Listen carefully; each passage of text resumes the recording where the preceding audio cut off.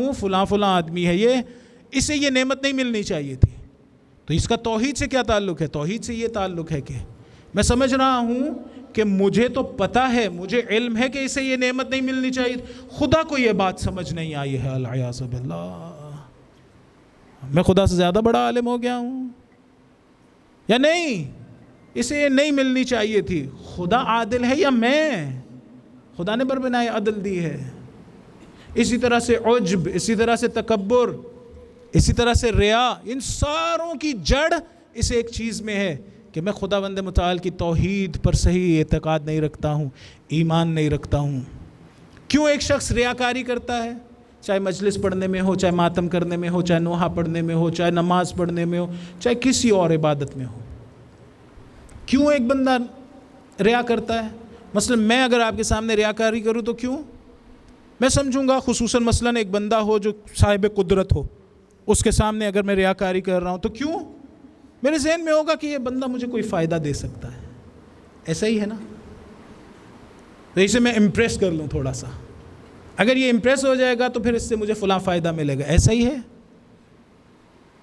کیوں دیوار کے سامنے ریاکاری نہیں کرتا؟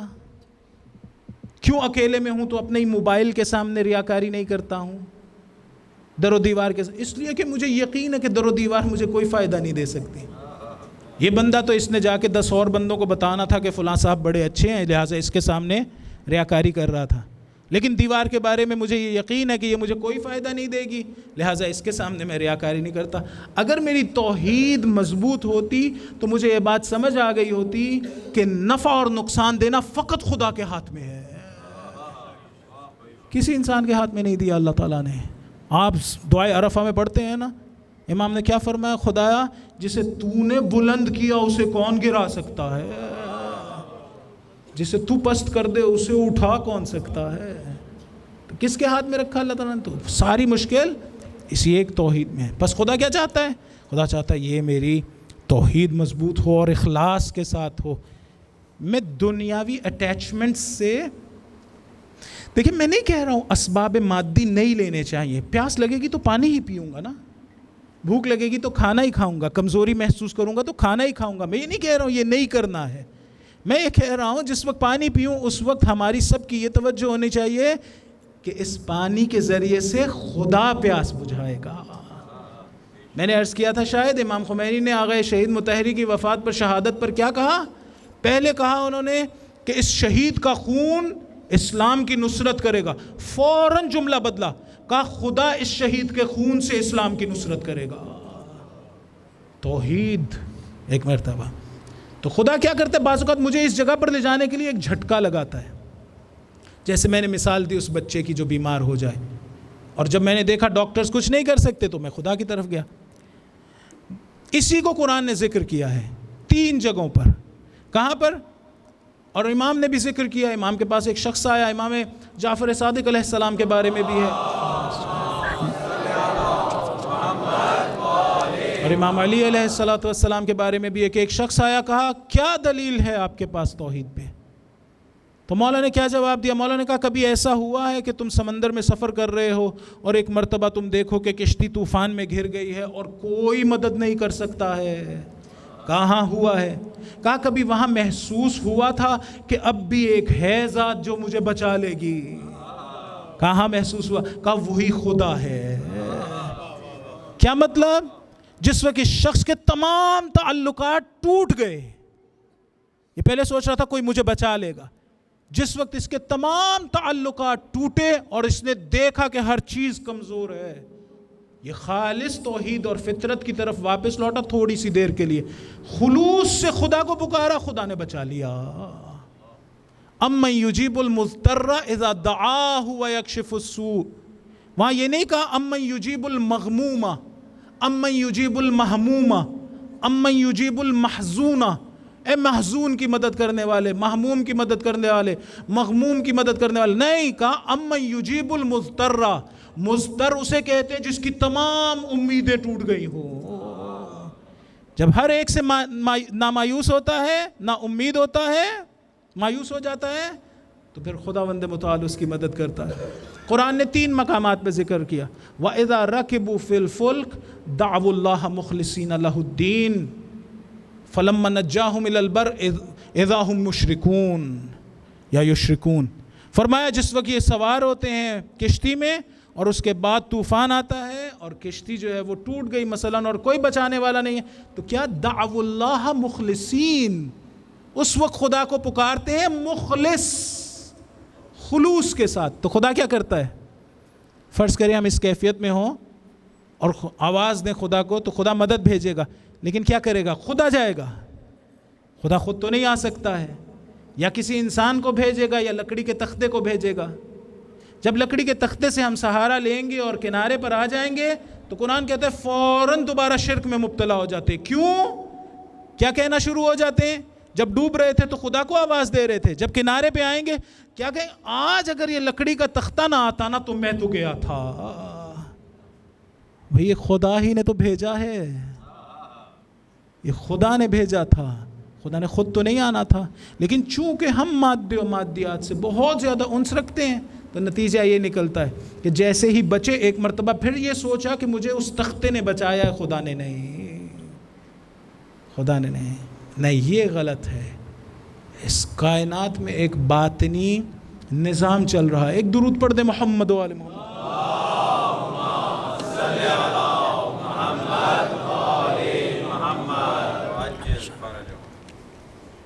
تو خدا کیا چاہتا ہے؟ خدا چاہتا ہے میں اسے سیکھوں، خدا چاہتا ہے میں اس باطنی نظام کو جاننے کی کوشش کروں، اس کے مطابق زندگی گزاروں، اپنے نظام نہ بناؤں۔ میں نظام اس نے بنایا ہے، مجھ سے کہا ہے تم سیکھو فقط اور اس کے مطابق عمل کرو۔ ہم لوگ کیا کرتے ہیں؟ ہم اسی نظام کو سیکھنے کے بجائے خود سے بنانے کی کوشش کرتے ہیں، خود سے بنانے کی کوشش کرتے ہیں۔ جب خود سے بنائیں گے تو نقصان کریں گے اپنا۔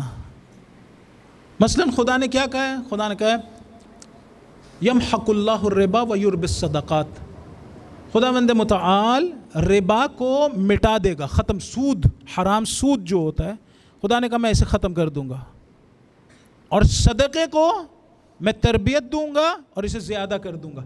آپ ذرا بتائیں کہ اگر ہماری ظاہری نگاہ ہو تو ہم کیا سوچتے ہیں؟ جب صدقہ دے رہے ہوتے ہیں تو کیا ہم یہ سوچتے ہیں کہ ہماری جیب میں کچھ آ رہا ہے، یا یہ سوچتے ہیں کہ ہماری جیب سے جا رہا ہے؟ ہچکچاہٹ کیوں محسوس ہوتی ہے؟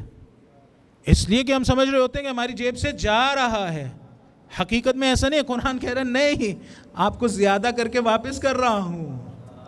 من یقرض اللہ قرضا حسنا فیضاعفہ لہ، کون ہے جو پاک پروردگار کو قرضہ حسنہ دے، اچھا قرضہ دے، خداوند متعال زیادہ کر کے واپس کر دے گا۔ دیکھیں ایک بہت امیر شخص آپ میں سے ہی موجود ہو، آ کے مجھ سے قرض مانگے، میں اسے جانتا ہوں، وہ قرض مانگے مجھ سے، فرض کریں 1000 روپے، تو مجھے ہچکچاہٹ نہیں ہوگی۔ کیوں؟ میں سوچوں گا یار یہ کسی مشکل کا شکار ہے، یہ تو بہت پیسے والا ہے، یہ میرے 1000 روپے کھائے گا نہیں، یہ کل واپس کر دے گا، اور ممکن ہے کہ کچھ ساتھ میں تحفہ بھی دے دے۔ ایک عام انسان اگر اس طرح سے آ کے مجھ سے کچھ مانگے، صرف اتنی سی بات جانتا ہوں کہ اس کے پاس تھوڑا سا پیسہ ہے، تو ایسی کیفیت، وہ پاک پروردگار جو پوری کائنات کو دے رہا ہے وہ مانگتا ہے، ہچکچاہٹ محسوس ہوتی ہے۔ کیوں؟ ایک مرتبہ پھر توحید میں مشکل ہے، توحید میں مشکل ہے، ایمان ہی نہیں پیدا ہوا، ابھی تک ایمان ہی نہیں پیدا ہوا۔ ایک درود پڑھ دیں محمد و آل محمد علیہ السلام۔ تو خدا کیا چاہتا ہے؟ میں اپنا نظام نہ بناؤں، خدا کہتا ہے وہ نظام جو میں نے بنایا وہ سیکھو، وہ باطنی نظام جو میں نے بنایا وہ سیکھو، اس کے مطابق زندگی گزارو۔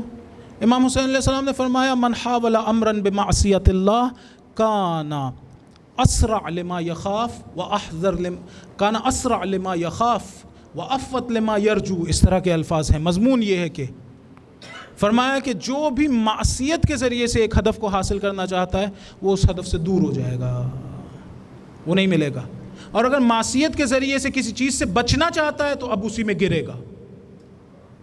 اگر مولا یہ بتا رہے ہوں، یہ کیا کر رہے ہیں؟ ایک ہڈن ریالٹی، ہڈن ٹروتھ مجھے بتا رہے ہیں، ایک ہڈن ریالٹی مجھے بتا رہے ہیں، میرا کام ہے میں یہ سیکھوں اور اس کے مطابق زندگی گزاروں نا۔ میں بالکل برعکس زندگی گزارتا ہوں. مثلاً اگر کوئی شخص جوئے کے ذریعے سے پیسہ کما رہا ہے، سود کے ذریعے سے پیسہ کما رہا ہے، تو معصیت کے ذریعے سے، میں وہ بندہ سوچ رہا ہوگا کہ میرے پاس تو کچھ آ رہا ہے. امام کہہ رہے ہیں نہیں، خدا بھی کہہ رہے ہیں، امام بھی کہہ رہے ہیں نہیں، جو تم چیز چاہتے تھے اب اس سے دور ہو گئے. میں کہوں گا مولا وہ تو اس کو مل گئے پیسے، وہ پیسے چاہتا تھا اور مل گئے. مولا شاید جواب دیں کہ نہیں، وہ پیسے نہیں چاہتا تھا، وہ سوچتا یہ ہے کہ پیسے کے ذریعے سے اس کی زندگی میں سکون آئے گا، یہ اس طرح سے پیسہ کما لے، سکون اسے نہیں ملے گا. حقیقت میں یہ پیسہ نہیں چاہتا تھا، حقیقت میں سکون چاہتا تھا. تو اب کہاں سے سیکھوں؟ کون مجھے سکھائے یہ باطنی قانون؟ کون مجھے یہ باطنی حقائق سکھائے؟ تو خداوند متعال کی مہربانی ہے. اس نے کیا کیا؟ اس نے انبیاء کو بھیجا اسی ایک مقصد کے لیے، ہمیں دنیا کا باطن سکھلائیں، اعمال کا باطن بتائیں تاکہ ہم اس کے مطابق زندگی گزاریں. اوصیاء کو بھیجا، اولیاء کو بھیجا جو باطن دیکھ سکتے ہیں، تاکہ وہ ہمیں بتائیں کہ جو عمل ہم انجام دے رہے ہیں اس کا نتیجہ کیا ہے، تاکہ پھر ہم اس کے مطابق زندگی گزاریں. اور کسے بھیجا؟ خدا نے لطف کیا، کتاب خدا کو بھیجا، قرآن کو بھیجا. اب اسی قرآن کے مطابق اگر زندگی گزاریں گے تو خدا کے باطنی قانون کے مطابق زندگی گزاریں گے. لیکن کیسے گزاریں؟ سب سے پہلے تو ضروری یہ ہے کہ اس کتاب کو ہم پڑھیں اور اسے سیکھیں. لیکن اس مرحلے میں کیا ایسا ہے کہ ہم خود سیکھ لیں گے؟ پڑھی اور سیکھ لیا؟ اگر ایسا ہوتا تو خدا یہ کتاب کسی پہاڑ پہ رکھتا، کسی جگہ پہ رکھتا، خانہ کعبہ میں رکھتا اور لوگوں سے کہتا کہ جاؤ جا کے اٹھا لو. خدا کا نبی کے ہاتھ بھیجنا بتاتا ہے کہ یہ کتاب خود کافی نہیں تھی، ایک مفسر کا ساتھ ہونا ضروری ہے. وہ مجھے بتائے کہ کتاب کیا کہہ رہی ہے، وہ مجھے سمجھائے کہ کتاب کیا کہہ رہی ہے. یہ ایسا ہونا چاہیے جس کو پوری کتاب کا علم ہو. یہ ایسا ہونا چاہیے، یہ فقط ظاہر کتاب سے متصل نہ ہو، یہ باطن کتاب کو بھی جانتا ہو. اس کے پاس اس طرح سے علم نہ ہو جس طرح سے ہمارے پاس ہوتا ہے. ہمارے پاس کیسے علم ہوتا ہے؟ عربی سیکھ لی، عربی کی دقتیں سیکھ لیں تو اس عبارت سے کچھ سمجھ میں آ جائے گا. ایسا ہی ہوتا ہے نا؟ یہ اس طرح سے نہ ہو.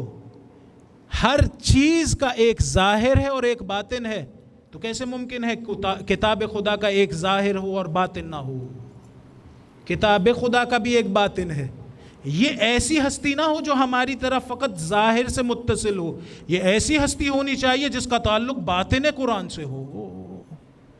وہ کیسے باطن قرآن سے تعلق ہوتا ہے انشاءاللہ کل عرض کرنے کی کوشش کروں گا.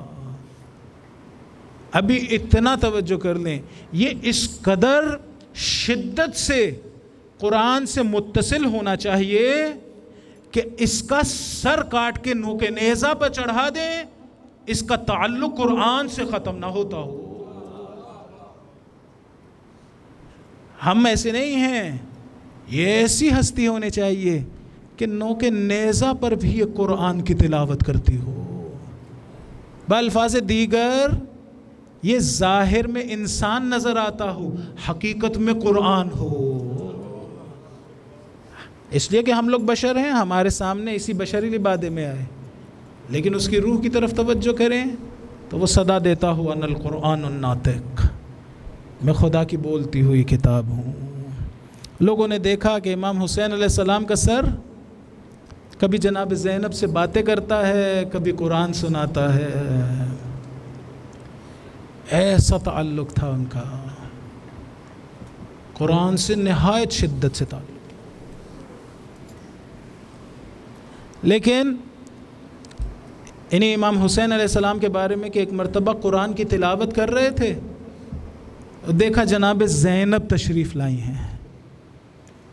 آپ نے جناب رسول خدا کے بارے میں سن رکھا ہے نا کہ جناب زہرا آتی تھی تو کھڑے ہو جاتے تھے، ہاتھوں پہ بوسے دیتے تھے، اپنی جگہ بٹھاتے تھے. امام حسین علیہ السلام نے دیکھا زینب آئی ہے، قرآن بند کر دیا، کھڑے ہو گئے بی بی کے احترام میں، جناب زینب کے احترام میں کھڑے ہو گئے. کس قدر سخت ہوگا بیوی کے لیے امام حسین علیہ السلام سے جدا ہونا۔ بیوی نے شرط رکھی ہوئی تھی امام حسین علیہ السلام کی زیارت کی، روزانہ زیارت کیا کرتی تھیں۔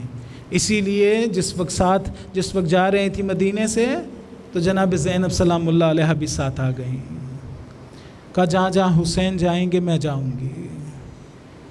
مدینے سے نکلے، میں نے عرض کیا تھا کل، مدینے سے نکلے مکہ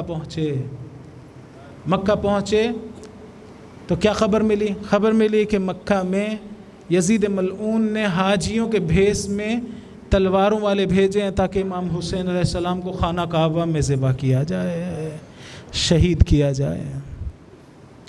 امام نے اس غرض سے کہ خانہ کعبہ میں یہ کام نہ ہو، امام نے عمرہ کیا اور عمرہ کر کے نکل پڑے۔ کہاں پہنچے؟ ایک ایسی جگہ پہنچے شراف کی منزل پر، جہاں پر امام نے پہلے ہی پہنچنے کے بعد ہی کہہ دیا اپنے اصحاب سے، کہا آج پانی کا ذخیرہ کچھ زیادہ جمع کر لینا، معلوم ہوا کوئی مہمان آ رہا ہے، پانی زیادہ جمع کر لیا جائے۔ تھوڑی دیر بعد دیکھا حر اپنے لشکر کے ساتھ آ رہا ہے۔ امام نے نہ فقط حر کے سپاہیوں کو پانی پلایا، حر کے گھوڑوں کو بھی پانی پلایا۔ اسی حر کے لشکر میں ایک شخص تھا جو شدت پیاس سے بیتاب ہو رہا تھا۔ بعض علماء نے کہا وہ سوچ رہا تھا کہ جتنی دیر میں یہ سارے لشکر کو سیراب کیا جائے گا اتنی دیر میں تو میرا دم نکل جائے گا۔ امام حسین علیہ السلام نے دور سے دیکھ لیا، ایک مرتبہ مشک اٹھائی، خود چلنا شروع کیا، خود اسے سیراب کیا، خود اسے پانی پلایا۔ اس کے بعد حر سے بات ہوئی، انہوں نے کہا مجھے یہ آرڈر ملا ہے کہ جہاں پر آپ ہوں وہیں پر روک دوں، آپ کو کہیں نہ جانے دوں۔ مولا نے کہا کہ مجھے واپس جانے دو، کہا نہیں واپس نہیں جا سکتے، کہا کوفے جانے دو، اس قدر خط لکھے گئے ہیں۔ اس نے کہا مجھے نہیں معلوم ہے یہ کن لوگوں نے خط لکھے، 18,000 بعض لوگوں نے ذکر کیا خط لکھے گئے تھے، 18,000، بہرحال ہزاروں میں خط تھے جو امام حسین علیہ السلام کے لیے لکھے گئے تھے۔ لیکن پھر وہی خط لکھنے والے وہ پیسوں کی لالچ میں اسی حسین کو قتل کرنے آ گئے۔ بہت سے لوگ کوفہ کے شامل تھے۔ امام حسین علیہ السلام نے کہا اگر کوفہ نہیں جانے دیتے ہو، اگر واپس نہیں جانے دیتے ہو، بالآخر جانتے تھے خدا سے کیا ہوا وعدہ کربلا میں پورا ہونا ہے۔ کربلا کی طرف بڑھے، حر کا لشکر ساتھ ساتھ بڑھتا رہا، آج کے دن میں کربلا میں داخل ہوئے، گھوڑے کو ایڑ لگائی تو گھوڑا نہیں چل رہا تھا، ایک کے بعد دوسرا، دوسرے کے بعد تیسرا تبدیل کیا، 7 یا 8 گھوڑے تبدیل کیے، گھوڑے آگے نہیں چل رہے تھے۔ ایک مرتبہ کہا اس جگہ کا کیا نام ہے؟ کسی نے کہا قادسیہ، کہا کوئی اور نام؟ کہا نینوا، کہا کوئی اور نام؟ کہا شاطئ الفرات۔ کسی سے پوچھا کیا نام ہے؟ کہا کربلا۔ مولا نے کہا اعوذ باللہ من کرب و بلا، فرمایا یہیں پر ہمارا پڑاؤ ہوگا، یہیں ہمارے بچے مارے جائیں گے، یہیں ہمارے بچوں کو ذبح کیا جائے گا، ہمارا خون بہے گا، یہیں ہمارے خیمے لوٹے جائیں گے۔ ذرا سوچئے جناب زینب کا کیا عالم ہوگا، کس حالت میں ہوں گی جب بھائی کو دیکھا ہوگا کہ کربلا کی خاک اٹھا کے سونگ رہے ہیں، سونگ رہے ہوں گے، میرے بچوں کی لہو کی خوشبو آ رہی ہے۔ ایک مرتبہ پڑاؤ ڈالا، اسی جگہ مستقر ہوئے، عاشور کا دن آیا، حر پریشان ہے۔ کیا پریشانی ہے؟ وہ سوچ رہا ہے کہ حسین کو کربلا میں نے روکا تھا۔ عمر سعد کے پاس آیا، عمر سعد سے آ کے کہتا ہے اے پسر سعد، کیا تو حسین کی جو اس نے تمہیں ایک بات کہی اسے کیوں نہیں قبول کرتے، کیوں نہیں جانے دیتے ہو یہاں سے؟ کہا عبید اللہ، تمہارے سردار عبید اللہ نے حکم دیا ہے حسین سے جنگ ہوگی۔ کہا اے عمر سعد، مسیحی و یہودی و حیوانات اس پانی سے سیراب ہو رہے ہیں، تو نے رسول کے نواسے پہ پانی بند کیا ہے۔ اجرکم علی اللہ، حر پریشان ہے، شاید العطش کی آوازیں آ رہی ہوں گی۔ ایک عالم دین تھے، 7 محرم کے بعد انہیں نیند نہیں آتی تھی۔ ان کے حواریوں نے، ان کے ساتھ جو لوگ تھے، ایک دن ان سے پوچھا، آغا 7 محرم ہو گئے، آپ سوتے کیوں نہیں ہیں؟ کہا مجھے حسین کے بچوں کی العطش کی آوازیں آتی ہیں۔ اجرکم اللہ، حر پریشان ہیں۔ ایک مرتبہ کیا کیا؟ جانتے تھے کہ حسین کائنات کا رحم رکھنے والا رحیم ترین انسان ہے، کریم ترین انسان ہے۔ ایک مرتبہ اپنی ڈھال کو الٹا کیا، ہاتھوں کو شاید باندھ لیا ہو، مجرموں کے طور سے امام حسین کے پاس آئے، عجیب جملہ کہا مولا میں وہ شخص ہوں جس کی وجہ سے آپ کی بیویوں کے دلوں میں رعب طاری ہوا تھا، کیا مجھے توبہ کا موقع ملے گا؟ امام حسین علیہ السلام نے کہا ہاں تمہیں توبہ کا موقع ملے گا، خداوند متعال تمہاری توبہ قبول کرے گا۔ ایک مرتبہ کہا اچھا اگر میری توبہ آپ قبول کرتے ہیں تو ابھی مجھے اجازت دیجئے میں میدان جنگ میں جاؤں۔ میدان جنگ میں گئے، دشمن کو سمجھایا، خطبہ دیا، اس نے قبول نہ کیا۔ ایک مرتبہ جنگ شروع ہوئی، 40 لوگوں کو فی النار کیا، لیکن بالآخر زخموں کی تاب نہ لاتے ہوئے ایک مرتبہ گر گئے۔ اور واحد وہ جو مجھے معلوم ہے، واحد وہ شہید ہے جس کا سر اس کے قبیلے والوں نے کاٹنے نہیں دیا تھا۔ زمین کربلا پہ گرے، مولا کو آواز دی، ایک مرتبہ مولا آئے، ابھی کچھ رمق باقی تھی، کیا کہتے ہیں؟ مولا کو دیکھ کے کہتے ہیں مولا میری توبہ قبول ہو گئی۔ حسین کیا کہہ رہے تھے؟ انت الحر فی الدنیا والآخرہ، انت الحر کما سمت کا امک، تم حر ہو، آزاد ہو جیسا کہ تمہاری ماں نے تمہارا یہ نام رکھا ہے۔ اس کے بعد کیا کیا؟ حر کی پیشانی پہ دیکھا زخم ہے، خون بہ رہا ہے، اپنی ماں جناب زہرا کا رومال باندھا کہ وہ رک جائے۔ کیوں جناب زہرا کا رومال کیوں باندھ رہے ہیں حر کے پیشانی پر؟ اس لیے کہ جب حر نے آ کے روکا تھا، مولا نے کہا تھا سقلت کا امک، حر جو تو نے کام کیا ہے، تیری ماں تیرے عزا میں بیٹھنی چاہیے۔ کیا جواب دیا تھا اس نے کہا مولا تم جس کے بیٹے ہو، میں اس کا نام نہیں لے سکتا، کسی اور نے مجھے یہ بات کہی ہوتی تو میں جواب دیتا، میں ہاتھ جوڑ کے کہوں گا مولا حر کی پیشانی پہ زخم ہے نا، آپ نے رومال باندھ دیا، تھوڑی دیر بعد ایک چھوٹا سا بچہ آپ کی گود میں تیر کھائے گا، مولا اس کی گردن پہ باندھنے کے لیے